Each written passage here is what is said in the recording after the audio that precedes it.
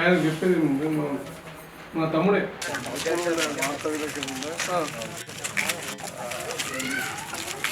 గ్రామ పంచాయతీ ఎన్నికల్లో 3 విడతలుగా జరుగుతున్నటువంటి ఎన్నికల్లో భాగంగా నాడు మాదాపూర్ సర్పంచ్ ఎన్నిక సందర్భంగా ఇక్కడికి రావడం జరిగింది.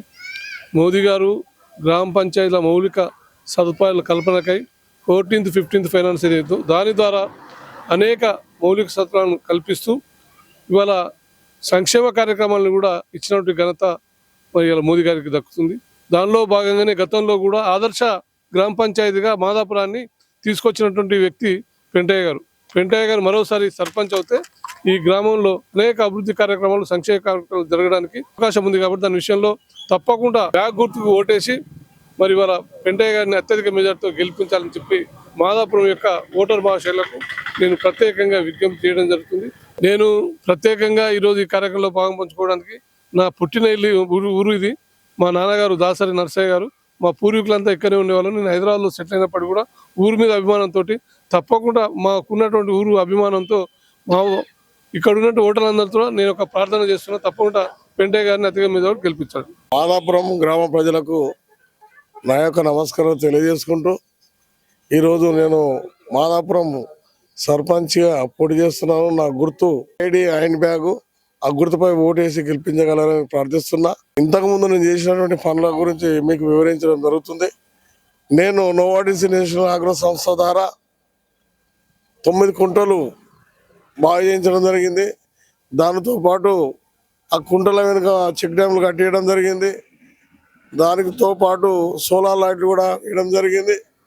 అదేవిధంగా 15th ఫైనాన్స్ ఎన్ఆర్జీసీ వర్క్ తోటి కూడా సీసీ రోడ్డు వేయడం జరిగింది. మరి అదేవిధంగా గ్రామం మొత్తానికి డ్రైనేజ్ చేయడం జరిగింది. గ్రామ ప్రజల సహకారంతో పెద్దలతోటి యువకులతోటి నేను రామ మందిరం నిర్మించడం జరిగింది. అదేవిధంగా రైతు వేదిక కానీ, పల్లె ప్రకృతి వనం కానీ, డంపింగ్ యార్డ్ కానీ ఇవన్నీ కూడా చేయడం జరిగింది. దీంతో పాటు మరియు మనకు ఉత్తమ గ్రామ పంచాయతీ అవార్డు కూడా ఉమ్మడి నల్గొండ జిల్లా స్టేట్ లెవెల్ మండల లెవెల్ కూడా రావడం జరిగింది. మన మాదాపురం గ్రామాన్ని ఒక రాష్ట్ర లెవెల్ తీసుకుపోవడం జరిగింది. దీనివల్ల ఈసారి కూడా అవకాశం ఇవ్వండి. మాదాపురాన్ని అభివృద్ధి పథంలో నడిపించడానికి నేను సిద్ధంగా ఉన్నా. నాపై ఎన్నో ఆరోపణలు చేయడం జరిగింది. మీరు ఒకసారి ఆలోచించండి. కనీసం 30 సంవత్సరాల నుంచి డ్రైనేజ్ కట్టిన డ్రైనేజీలను కూడా కంప్లీట్ చేయడం జరిగింది. సీసీ రోడ్లు కూడా అలానే చేయడం జరిగింది. రామ మందిరం కట్టడం జరిగింది. విమర్శించే వాళ్ళు కూడా కొద్దిగా ఆలోచించి విమర్శించాలి. ఇంకా నేను చేసే పనులు చాలా ఉన్నాయి. మాదాపురాన్ని అభివృద్ధి పదంలో నడిపించడానికి నేను సిద్ధంగా ఉన్నా.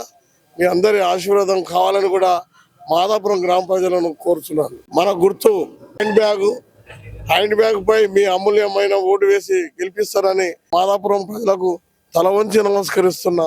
ఆశీర్వదించాలని కూడా కోరుకుంటున్నా.